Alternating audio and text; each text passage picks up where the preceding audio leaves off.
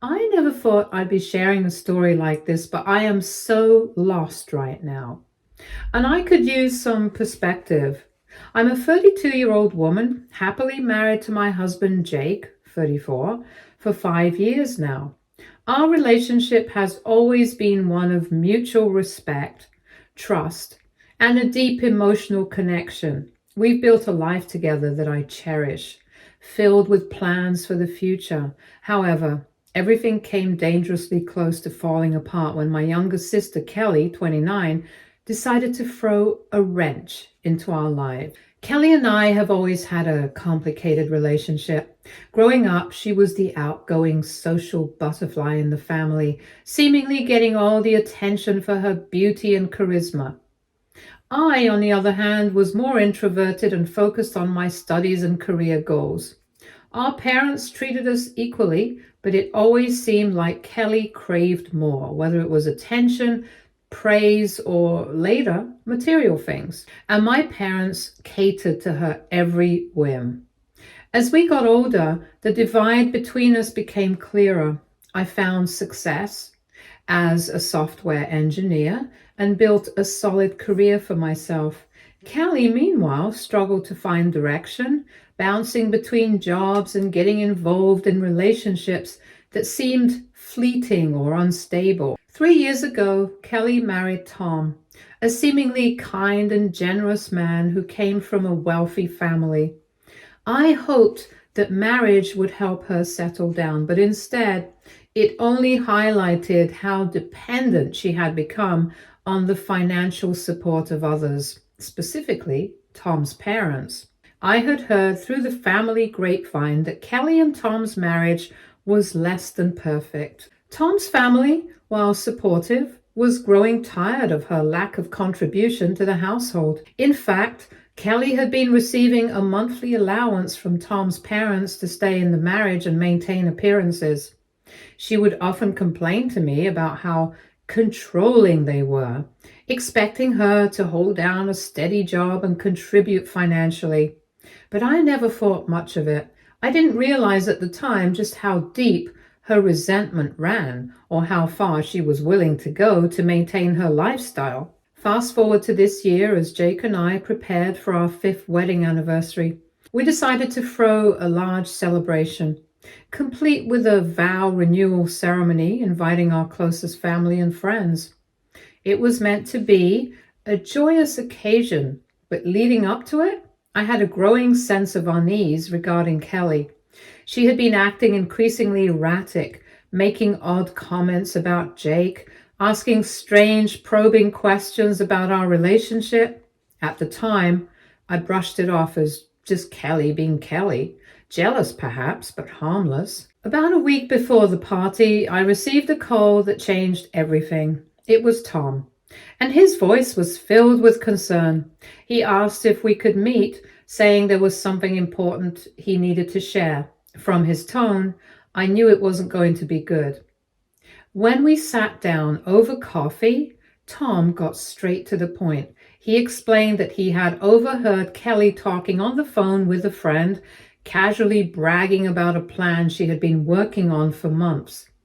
According to Tom, Kelly had been planting seeds of doubt, making subtle remarks about my marriage to Jake and trying to cause tension. Her plan was to stir up trouble at our anniversary party, hoping to create chaos that would humiliate me and cause a rift between Jake and me. As Tom continued, my shock turned into cold realization.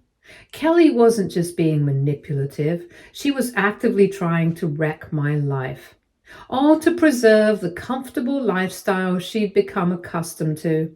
Tom was clearly torn, but he didn't want to see her succeed in her scheme. Leaving that meeting, I was angry beyond measure, but I also knew that I wouldn't let my sister get away with her schemes. I wasn't going to let Kelly get away with this, but instead of confronting her directly, Jake and I decided to play it smart. I confided in him, and his reaction was exactly what I needed. He was horrified, just like I was, and we agreed that going head-to-head with Kelly wouldn't work. She would just deny it and twist the narrative. We had to be strategic. That's when I made the decision to call Tom's parents. They had always been wary of Kelly, and I had a strong feeling they needed to know what was going on. But instead of telling them about her scheme for the party, I shared something else, something that I had only recently discovered myself. I had recently got to know that Kelly had been recklessly spending large amounts of money she was receiving from Tom's parents. Lavish purchases, designer clothes, spa days, luxury getaways. It was all there in black and white. Kelly had been burning through their finances without a second thought. Some of you might say that maybe Kelly was earning that money, but no. Kelly didn't have a job, and according to my own parents, she was living off her in-laws' charity. When I told Tom's parents about the spending, they were understandably shocked. I could hear the disappointment in their voices. They had been generous, thinking they were helping their son and his family, but it was clear Kelly had taken advantage of their kindness. They agreed to attend the anniversary party, but decided to keep their presence a surprise. If Kelly wanted to make a scene, they would be ready. The day of the party arrived, and I knew Kelly was planning to make her move, but she had no idea that I was ready to counteract it. The evening started off smoothly enough. Jake and I mingled with our guests, exchanged loving glances, and tried to enjoy ourselves despite the storm brewing just beneath the surface. I kept an eye on Kelly throughout the night. She seemed to be biding her time, waiting for the perfect moment to drop her bombshell. That moment came as Jake and I prepared to renew our vows. We stood at the front of the room about to speak our heartfelt promises to one another when Kelly stood up and cleared her throat, loudly calling for everyone's attention. The room fell silent as all eyes turned towards her. With a smug smile, she announced that she was pregnant and that Jake was the father. For a split second, you could literally hear a pin drop. The weight of her words hung in the air. Some of the guests gasped. Others looked at Jake and me with wide-eyed confusion, waiting to see how we would respond. But instead of crumbling under the weight of her lie, I calmly turned to Tom's parents and invited them to step forward. There was a collective confusion in the room as Tom's parents stepped forward. They looked somber but determined, clearly not happy about the situation, but resolute in what they had to do. The guests were confused, wondering why I had called them up in the middle of this dramatic moment. And then, in a calm and steady voice, Tom's father began to speak. He explained that they had grown suspicious of Kelly's behavior over the past few months. She had been acting strangely, coming home late, avoiding direct questions about her whereabouts, and becoming defensive whenever money or her responsibilities in the marriage were brought up. They hadn't wanted to believe the worst, but after hearing enough troubling stories, they decided to quietly look into what was really going on. A trusted friend in their social circle had started noticing Kelly frequently meeting up with another man, someone they all knew. This was no innocent friendship. Kelly had been seen with him multiple times in very private and intimate settings. Tom's father paused for a moment, clearly reluctant to continue, but determined to reveal the truth. He said that the man Kelly had been seeing was not Jake, as she had planned to claim in front of everyone. The baby she was carrying wasn't Jake's either. The father of her child was this other man, the one she had been secretly involved with for months. The room went dead silent again. You could almost hear the collective breath being held as everyone processed what had just been said. I glanced at Kelly and saw her face turn an unnatural shade of white, her eyes wide in shock. For the first time, it seemed like she hadn't anticipated this outcome. She was utterly unprepared for the truth to come out like this. She tried to stammer out some sort of denial, but the words wouldn't form. Her mouth moved, but nothing meaningful came out. It didn't matter, though. The damage was done, and everyone in that room now knew the truth. As the initial shock wore off, the whispers started. People murmured to each other, exchanging confused and astonished glances, and all of them no doubt struggling to reconcile the dramatic twist with the person they thought they knew. Tom's parents didn't stop there. They went on to announce in no uncertain terms that they would be cutting Kelly off financially. No more allowance, no more support from their family. Kelly had betrayed their trust, and now she would have to face the consequences on her own. I stood there watching it all unfold, feeling a strange mix of emotions.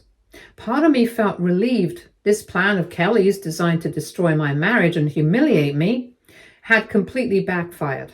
She was the one left humiliated, and I had made sure that she couldn't weasel her way out of the truth. But there was also a sense of finality that hit me hard. Kelly wasn't just exposed, she was cut off with no support left. The relationship between us, strained as it had always been, was probably beyond repair now. Kelly stormed out of the party in a fit of rage, hurling insults and accusations at anyone who dared look her way. But it didn't matter. Her dramatic exit couldn't undo the damage. For Jake and me, the moment that was supposed to be filled with anxiety had instead given way to an odd sense of peace. Our guests, after the initial shock, rallied around us, offering support, kind words, and quiet reassurances. We decided to go ahead with renewing our vows, but this time it felt more intimate, more meaningful. Despite all the chaos, I could feel the bond between Jake and me solidifying even more. We had made it through the storm together, and our love had never felt stronger. In the days that followed, the fallout was intense. Kelly tried to do damage control, reaching out to people with her side of the story, trying to paint herself as the victim. But the truth was out. There was no going back. Tom immediately filed for divorce, and his parents stuck to their word. They completely cut Kelly off. Without their financial support, she had no way to continue living the lavish lifestyle she had grown so accustomed to. From what I've heard, she's been scrambling ever since, trying to figure out what to do next. As for me, I've been dealing with a whirlwind of emotions. On one hand, I feel a deep sense of relief that her plot was exposed before it could cause real damage to my marriage. On the other hand, I can't shake the sadness of knowing that my relationship with my sister is likely beyond repair. The jealousy and resentment she had harbored for so long finally came to a head, and now I feel like I've been freed from that toxic shadow she cast over my life. But there's something else. A nagging question in the back of my mind. Did I take things too far? I keep replaying the events in my head, wondering if there was a different way I could have handled it. Some people have told me I went to an extreme by inviting Tom's parents and allowing everything to come out so publicly. They've said that family matters like these should be kept private and that I didn't need to humiliate Kelly in front of everyone. And part of me wonders if they're right. Maybe I could have stopped things before they reached that point. Maybe I could have confronted Kelly privately and given her a chance to come clean before everything spiraled out of control. But then I remember the lengths she was willing to go to destroy my life. She was going to stand up in front of everyone I love and lie just to tear my marriage apart for her own gain. If I hadn't been prepared, who knows what damage she could have done. In the end, I chose to protect myself and my marriage. And while I'm left questioning whether my actions were too harsh, I know that the truth needed to come out. What Kelly did was unforgivable. And maybe this was the only way to truly break free from the hold she had on my life. So here I am, torn between feeling justified and wondering if I went too far. Please let me know what you guys think. It's been an absolutely overwhelming 48 hours since my last post, and to say things have escalated would be an understatement. After the dramatic blowout at our anniversary party, the fallout has been swift, intense, and far-reaching, leaving us all reeling. The most significant update is that Tom, my sister Kelly's now estranged husband, has officially filed for divorce. He called me the day after the party, sounding like a man caught between relief and devastation. He admitted that while he had suspected Kelly's infidelity for some time, he had no idea about the depths of her betrayal, let alone her sickening plan to publicly accuse Jake, my husband, of fathering her child. Tom's parents, who were as blindsided as the rest of us, are fully backing him through this. In fact, they've already connected him with one of the best divorce attorneys they could find to make sure this separation goes as smoothly as possible for their son. Kelly, meanwhile, has gone into full-blown damage control mode. She's been calling and texting family members non-stop, desperately trying to spin the situation in her favor. Her story has changed so many times that even people who used to give her the benefit of the doubt are now questioning everything. At first, she claimed she was just joking when she made the announcement at the party, as though accusing Jake of cheating on me and fathering her child was some kind of sick prank. Then she started saying she was coerced into making the announcement, though she never quite explained by whom. Finally, she settled on painting herself as the victim of some grand conspiracy, blaming everyone but herself for what happened. It's been surreal to watch her scramble to save face, but it's also infuriating. To my surprise, most of our family isn't buying it. For years, Kelly has manipulated those closest to her, especially our parents, who have always favored her and enabled her behavior. But this time it seems like the scales have finally fallen from their eyes. My mom called me yesterday, absolutely devastated. She was in tears, apologizing for the way she and my dad have treated me over the years, for constantly giving Kelly a pass while ignoring the strain it put on our family. She said she couldn't believe how blind she had been to Kelly's true nature. And it was the first time in a long time that we had a genuine, open conversation about the dynamics in our family. It was cathartic, to say the least, and I hope this is the first step towards healing the long-standing rift Kelly's behavior has caused between us. Jake and I decided to take a few days off work to process everything. Honestly, the emotional toll of this situation is something we weren't prepared for. Even though we saw it coming, the outpouring of support from friends, family, and even colleagues has been overwhelming. Some of our guests who witnessed the drama firsthand have reached out with kind words, checking in on how we're doing. Jake's boss even called to commend him for how he handled the situation, praising his calmness during what could have easily turned into an explosive moment. He was kind enough to offer Jake some extra personal days if we needed them, which was a gesture we really appreciated. But the real eye-opener has been hearing from extended family members who are finally speaking out about Kelly. Turns out the drama at our anniversary party was just the last straw for many of them. Cousins, aunts, and even some old family friends have reached out to me, sharing their own experiences of Kelly's manipulative behavior over the years. Some of them have recounted incidents where she tried to drive wedges between people, or how she had this tendency to lie when it suited her. I never realized how much Kelly had hurt others until now. Hearing their stories has been both shocking and oddly comforting. I'm not the only one who's been subjected to her toxic behavior. As for Kelly, she's gone radio silent since the initial flurry of frantic messages. Her social media accounts have been deactivated and she isn't responding to calls or texts. Even from our parents. Part of me is worried about her well-being. After all, this is my sister. Despite everything, I don't want her to fall apart completely. But another part of me knows that this is probably just another one of her manipulation tactics, a way to control the narrative by making herself look like the victim again. She thrives on drama, and this disappearing act feels like just another way to stay in control of the situation.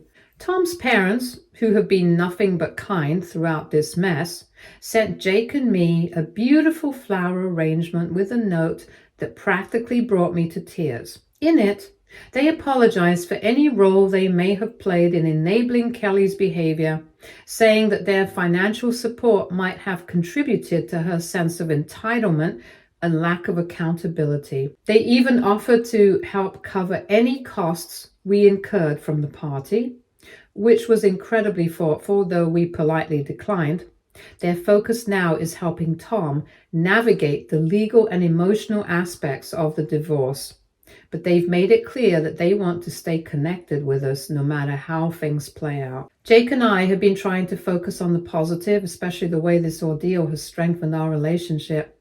We've had some deep, honest conversations about trust, communication, and what our future looks like now. If anything, this experience has only made us more committed to each other and to building the kind of marriage that can weather any storm. We're more in tune with each other than ever, and while this isn't how I imagine spending the days after our anniversary, it's highlighted how strong we are together. Still, we're not naive. Kelly's unpredictable behavior has left us feeling like we need to protect ourselves. And after talking it over, we've decided to consult a lawyer of our own. We don't think Kelly will let this go quietly, and we need to be prepared for any potential legal battles down the road. Whether it's protecting our assets or making sure Kelly doesn't try to escalate this situation even further. We want to be ready. It's a sad reality, but given everything that's happened, we'd rather be safe than sorry. For now, we're just taking things one day at a time. The shock of what happened is still settling in, and we're both emotionally drained. But we're also leaning on each other and the support network we're fortunate to have. I'll update again if there are any significant developments, but for now, we're hoping for a bit of calm after the storm. Thank you all for your incredible support and thoughtful messages. The past week has been an emotional roller coaster. And having this space to process everything means more than I can express. I wanted to share the latest updates because, as expected, things have taken several more unexpected and complicated turns. First, the biggest news: Kelly has checked herself into a mental health facility. This came as a surprise to all of us, especially considering how adamantly she was trying to defend her actions just a few days ago. Tom informed me that after realizing the full impact of her behavior, losing her marriage, her financial support, and the respect of our family, Kelly suffered what seemed to be a breakdown. According to Tom, who's still in contact with her for legal reasons, she was admitted voluntarily and is currently undergoing treatment. While I want to believe that Kelly is genuinely seeking help, I can't help but feel a twinge of skepticism about the timing. It feels convenient that she sought treatment just as the legal consequences of her actions are closing in on her. Part of me wonders if this is yet another attempt to manipulate the situation, but at the same time, I truly hope that this is a turning point for her. The facility she's in has a solid reputation for treating complex cases, and if she's serious about making changes, this could be the step she's needed for years. On the legal front, things are progressing rapidly. Tom has officially filed for divorce, and his lawyer is pushing for him to seek full custody of their 2-year-old son, James. Given Kelly's mental state and her recent erratic behavior, it seems like the best course of action. Tom's primary concern is the well-being of James, and he's heartbroken at the thought of his son being caught up in this mess. From what Tom has shared, his lawyer has already laid out a solid case to demonstrate why Kelly is currently unfit to have primary custody. It's heartbreaking to see how their son is going to be affected by this. Jake and I have been pulled into the legal proceedings as well. We've been subpoenaed to provide statements for Tom's divorce case. While neither of us wants to get involved in the legal mess more than we already are, we understand the importance of supporting Tom and telling the truth.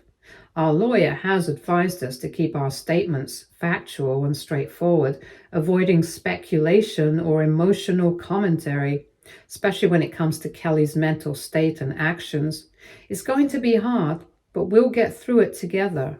As expected, the ripple effects from Kelly's actions are still hitting our family hard. My parents in particular are struggling to cope with the situation. My dad has thrown himself into work, barely saying a word about what's happening, and when I've tried to talk to him, he just brushes it off. My mom, on the other hand, is all over the place emotionally. One minute she's defending Kelly, blaming her behavior on stress or mental health issues. And the next, she's racked with guilt for having enabled her for so many years. I've suggested family therapy to help us all process this, but so far, they've both resisted the idea. I'm holding on to the hope that they'll come around eventually because I don't think any of us can heal from this without some serious conversations. On a brighter note, this ordeal has strengthened my relationship with Jake in ways I hadn't anticipated. We've been spending a lot of time talking about our future, what we want, and how to protect what we've built together. We've even started discussing the possibility of starting a family, which is something we'd always talked about in vague terms, but are now thinking more seriously about. This whole experience has shown us how important trust, communication, and mutual support are in a relationship. And we're more committed than ever to making sure we never take that for granted. Our friends have also been amazing. We've had a few small gatherings over the past couple of days, and it's been such a relief to spend time with people who love and support us without the weight of the drama hanging over our heads. Last night, we had a game night with a few close friends, and for the first time in days, I was able to laugh without feeling the heaviness of everything that had happened. It was exactly what we needed.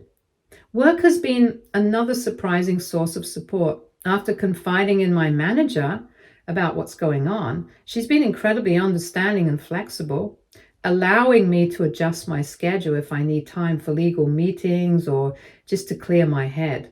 Jake's company has been equally supportive, offering him personal days and checking in regularly. Knowing we don't have to worry about work has been such a relief during this overwhelming time. One of the more unexpected outcomes of this whole situation has been reconnecting with my cousin Emma. We were really close as kids, but over the years we drifted apart, mostly because of Kelly's influence and the way she tended to monopolize family relationships.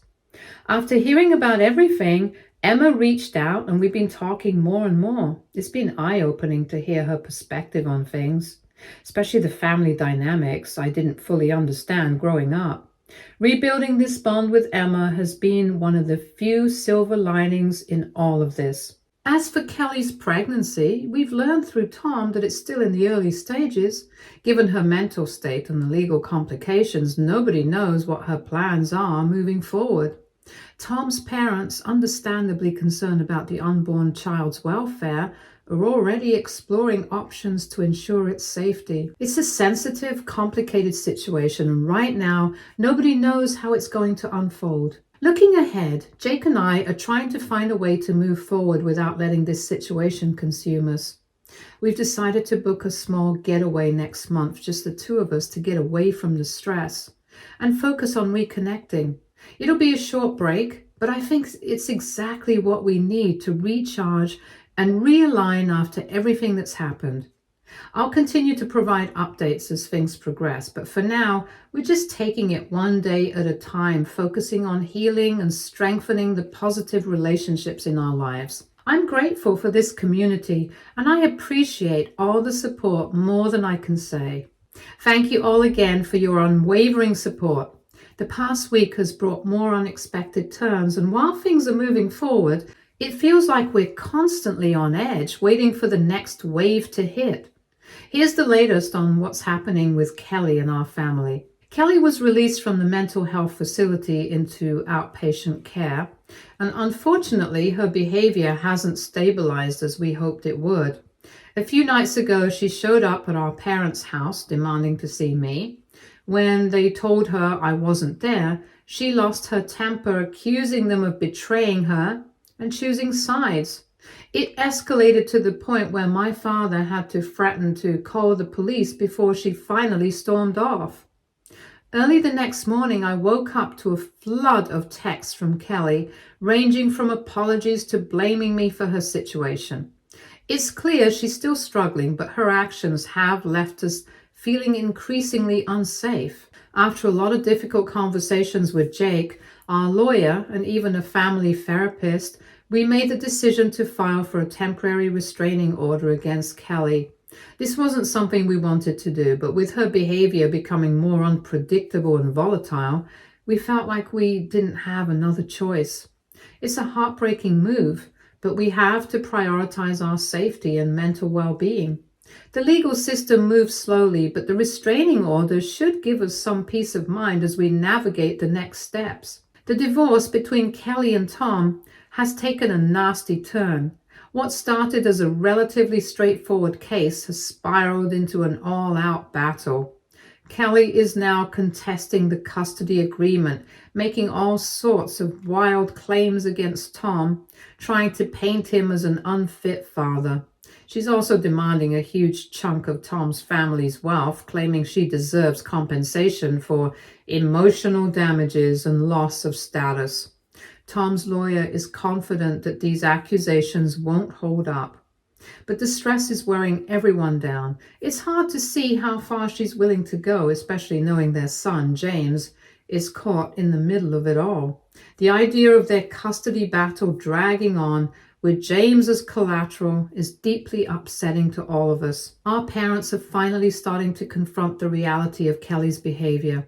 After years of denial and enabling, it's been a harsh wake-up call.